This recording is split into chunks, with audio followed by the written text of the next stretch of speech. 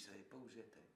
Et à l'entrée de la cité, vous avez des gens qui sont revenus à une forme brutale de leur religion, d'autres qui se sont convertis à la même forme brutale de leur religion.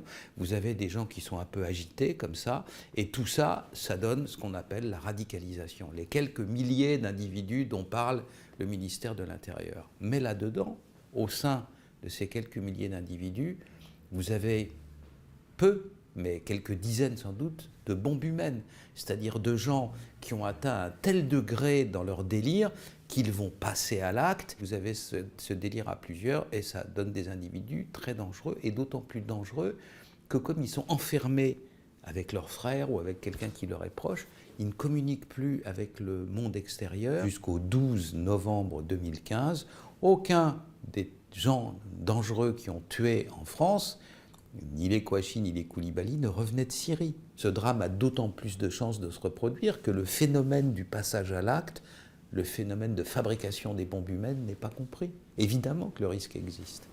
Les services officiels français, le renseignement intérieur français n'a pas capté l'énorme transformation, le changement systémique de l'irruption d'un Mohamed Merah et de ses clones sur la scène. Il faut mettre à la tête de ces services-là des personnes suffisamment jeunes, suffisamment aguerries à ce qui se passe dans des départements comme la Seine-Saint-Denis pour bien comprendre ce que c'est que ces hybrides et leur donner les leviers de commande et pas laisser le levier de commande à des gens qui voient le monde tel qu'il était à 10 ans. Et brutal de basculer dans la violence, quand je suis avec eux, je suis comme